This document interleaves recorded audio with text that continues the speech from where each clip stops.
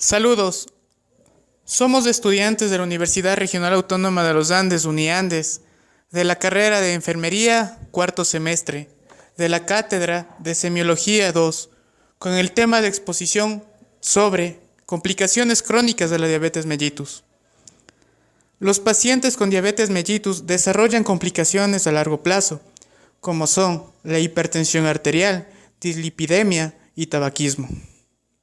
Las complicaciones crónicas de la diabetes se clasifican en macrovasculares y microvasculares.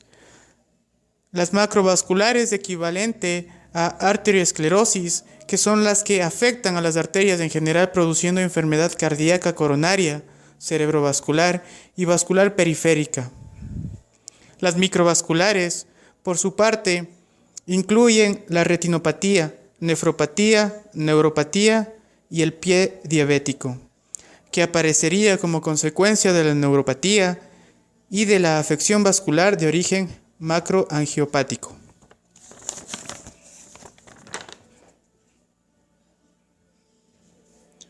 Complicaciones microvasculares. Existe una relación continua entre el control de la glucemia y la incidencia y progresión de las complicaciones microvasculares. La hipertensión y el tabaquismo tienen también un efecto adverso en las complicaciones microvasculares. La retinopatía diabética es la afección de la microvascularización retiniana.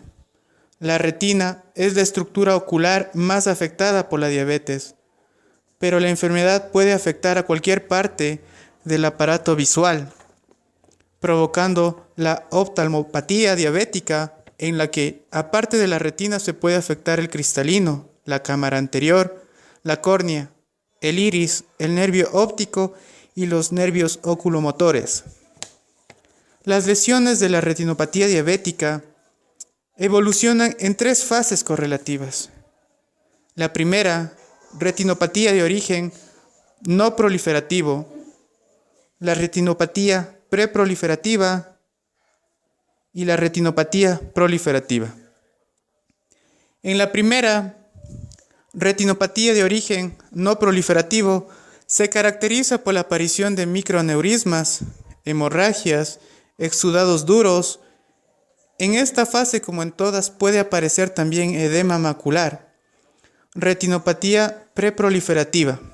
En esta se caracteriza por exudados algodonosos, anormalidades venosas, anormalidades arteriales y capilares. Finalmente, en la retinopatía proliferativa se caracteriza por neoformación de nuevos vasos en retina y humor vítreo, hemorragias vítreas, con proliferación de tejido fibroso y secundariamente desprendimiento de retina.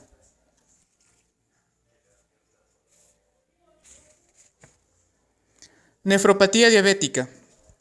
Es la causa principal de insuficiencia renal en el mundo occidental y una de las complicaciones más importantes de la diabetes de larga evolución. Las lesiones de la nefropatía diabética es el deterioro de la función renal en los sujetos con diabetes mellitus. Es un proceso progresivo en el tiempo, habitualmente descrito como un camino descendente desde la normoalbuminuria hasta la insuficiencia renal terminal, atravesando estadios intermedios caracterizados por microalbuminuria y proteinuria clínica. Este proceso se manifiesta clínicamente en diferentes estadios: estadio tipo 1, 2, 3, 4 y 5. En estadio 1, también llamado hipertrofia renal e hiperfiltración, esta fase se caracteriza por aumento rápido del tamaño renal, elevación del filtrado glomerular y aumento del flujo plasmático y de la presión hidráulica glomerular. Estadio 2, llamada lesión renal sin signos clínicos. Se desarrolla en los 2 o 3 años siguientes al diagnóstico de la diabetes mellitus. La membrana basal glomerular aumenta su espesor y puede aparecer en algún caso microalbuminuria con el ejercicio. Estadio 3. Nefropatía diabética incipiente. Viene definida por la aparición de microalbuminuria En ausencia de infección urinaria, suele asociarse en esta fase un incremento de la presión arterial y descenso de la filtración glomerular. Estadio 4. Nefropatía diabética establecida. Suele comenzar a los 10 o 15 años después del diagnóstico de la diabetes. En ella están presentes cifras de albúmina mayores a 300 mg día que se asocian a un progresivo descenso del filtrado glomerular y a una presencia de hipertensión arterial en el 75% de los pacientes, que a su vez agrava la progresión del daño renal. Finalmente, estadio 5, insuficiencia renal terminal. Puede empezar entre los 10 y 20 años del diagnóstico de diabetes y tras 7 a 10 años de proteinuria persistente. Se define por valores de creatinina plasmática superiores a 2 mg decilitro, hipertensión arterial, retinopatía y muy frecuentemente afección cardiovascular. Neuropatía diabética. La neuropatía diabética es la gran desconocida, la gran olvidada de las complicaciones crónicas de la diabetes, y ello a pesar de su alta prevalencia y de sus importantes implicaciones en la morbilidad del paciente diabético. La neuropatía está presente en el 40 a 50% de los diabéticos después de 10 años del comienzo de la enfermedad, tanto en los tipos 1 como en los tipos 2, que en menos del 50% de estos pacientes presentan síntomas. Su prevalencia aumenta con el tiempo de evolución de la enfermedad y con la edad del paciente, relacionándose su extensión y gravedad con el grado y duración de la hiperglucemia. Su clasificación va en torno a dos tipos: la neuropatía simétrica y la neuropatía focal. La neuropatía simétrica es de comienzo insidioso, afecta fundamentalmente a extremidades inferiores, provocando síntomas sensoriales como hormigueos, hiperestesia, quemazón y dolor, o bien motores como espasmos, calambres u otros, e inclusive la insensibilidad térmica o dolorosa. El tipo 2, neuropatías focales.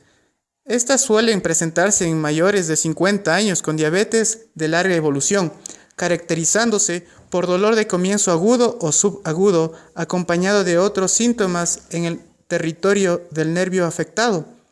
Este, a su vez, se divide en mononeuropatías, neuropatía proximal asimétrica y neuropatía autonómica. En la primera, estas afectan a un solo nervio. La forma más frecuente es la afección del tercer par craneal que cursa con el dolor periorbitario, paresia muscular y diplopia con conversación de la movilidad pupilar. También puede afectarse más raramente el sexto, cuarto o séptimo pares craneales o algunos nervios de extremidades como mediano cubital, entre otras. La neuropatía proximal asimétrica es de presentación poco frecuente y suele afectar a pacientes con diabetes mal controladas por periodos prolongados y en general a mayores de 60 años. Su inicio es agudo o subagudo, cursando con dolor intenso en la cara anterior del muslo y en ocasiones también en región lumbar, glútea o periné, seguido a las pocas semanas de debilidad muscular y amiotrofia. Finalmente, la neuropatía autonómica es la causa más frecuente, afectando al 20-40% de los diabéticos, aunque solo el 5% de los casos presentan síntomas, dada la ubicación en el sistema nervioso autónomo. Hace que las posibles manifestaciones clínicas de disfunción abarquen varios órganos y sistemas, siendo más frecuentes las gastrointestinales, las genitourinarias, las cardiovasculares y las sudorales. Pues bien, ahora revisaremos las complicaciones macrovasculares. La macroangiopatía es la afección arteriosclerótica de los vasos de mediano y gran calibre. Esta afectación es histológica y bioquímicamente similar a la arteriosclerosis de los individuos no diabéticos, salvo porque en los diabéticos tiene un inicio más precoz, una gravedad y extensión mayores, frente a un 25% en los no diabéticos, con peor pronóstico y afectando por igual a los dos sexos.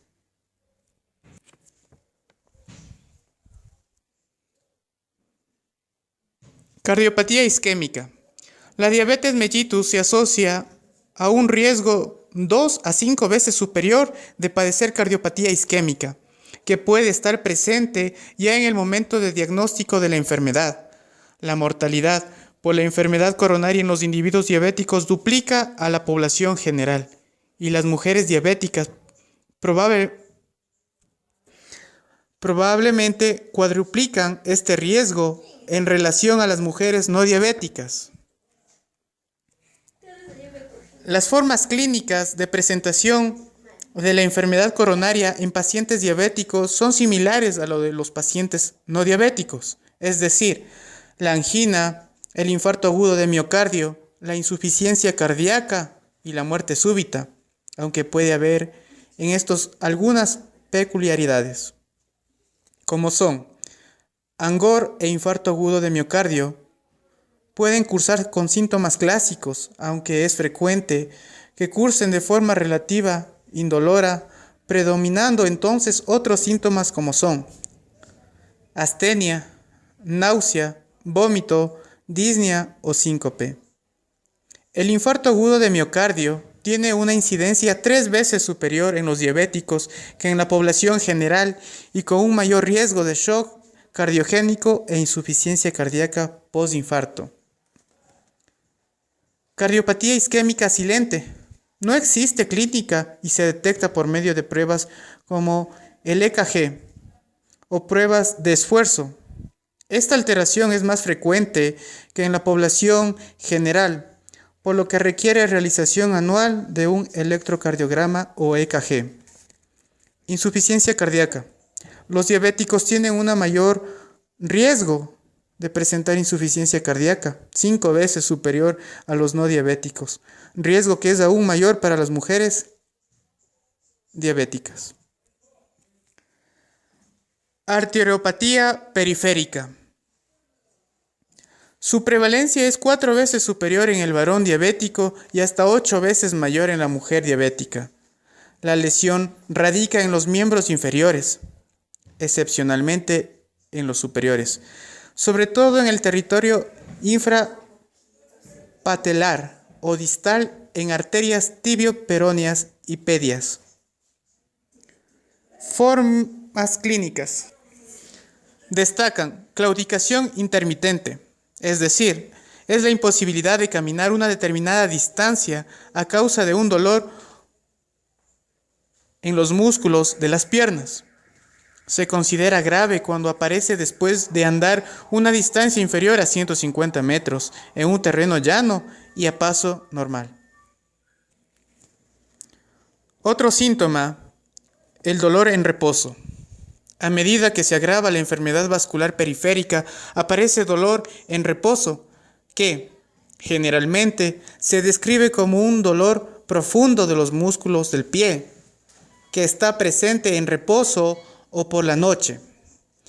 Es frecuente que coexista con la arteriopatía la neuropatía. Si predomina el componente isquémico, el pie estará frío, pálido y aumentará el dolor con la elevación del mismo. Si predomina el neurológico, el pie está caliente, insensible y a veces con subedema. Por último, otro síntoma es la gangrena seca. Si la enfermedad continúa progresando, puede producirse ulceración o gangrena que suele comenzar a partir del primer dedo del pie. El componente infeccioso está ausente, aunque es necesario buscar con minuciosidad lesiones vecinas que pueden sobreinfectar el área necrótica.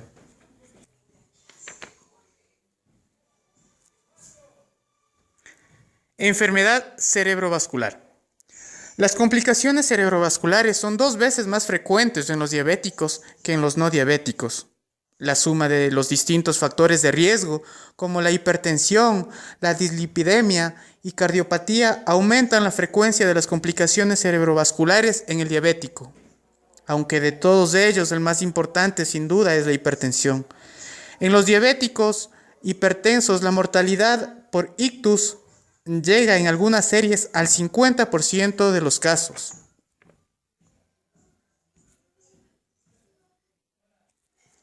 Las formas clínicas son las mismas que se observan en los pacientes no diabéticos, pudiendo presentar ictus isquémico, infartos lacunares y amaurosis. Pie diabético. Se define pie diabético como una alteración clínica de base etiopatogénica, neuropática e inducida por la hiperglucemia mantenida en la que, con o sin coexistencia de isquemia y previo desencadenante traumático, produce lesión y o ulceración del pie. La clasificación de las lesiones determinan el grado de lesión es muy importante para poder establecer la terapéutica adecuada. La afectación del pie puede clasificarse en 6 estadios: grado 0, 1, 2, 3, 4 y 5. Grado 0. No hay lesión, pero se trata de un pie de riesgo. Puede presentar callos, fisuras, hiperkeratosis. Grado 1. Con úlcera superficial. Suelen aparecer en la superficie plantar, en la cabeza de los metatarsianos o en los espacios interdigitales. Grado 2. Úlcera profunda que penetra en el tejido celular subcutáneo, afectando tendones y ligamentos, pero no hay absceso o afección ósea. Grado 3. Úlcera profunda acompañada de celulitis, absceso u osteoitis. Grado 4. Gangrena localizada, generalmente en talón, dedos o zonas distales del pie. Grado 5. Gangrena extensa. Finalmente, dentro de la diabetes y sus complicaciones crónicas, encontramos otras complicaciones a nivel de la piel y de la boca o mucosas. En la piel, aunque no se pueda hablar de verdaderas complicaciones crónicas, sí es cierto que hay un gran número de alteraciones cutáneas que se asocian en mayor o menor grado con la presencia de diabetes mellitus. En la fisiopatología de las manifestaciones cutáneas de la diabetes se han implicado anomalías vasculares, tanto macro como microvasculares, mayor predisposición a las infecciones, alteraciones neuropáticas, exceso de metabolitos circulantes, etc. Entre las lesiones dérmicas más destacadas que se asocian con la diabetes están dermopatía diabética, necrobiosis lipoídica, granuloma anular, santomas eruptivos, lipoatrofia y lipohipertrofia, y la presencia más frecuente de alteraciones en el grosor de la piel y de infecciones cutáneas. Por su parte, en la boca se presentan complicaciones en la cavidad bucal, que aunque no son específicas, sí son más frecuentes y de peor evolución. Entre estas destacamos caries dental, candidiasis oral, mucomircosis, glositis romboidal, xerostomía, síndrome de ardor bucal, agrandamiento de las glándulas salivales, alteraciones del gusto, etc. Gracias. Agradecemos a todas las personas que han escuchado y observado el video que hemos realizado de la Cátedra de Semiología 2.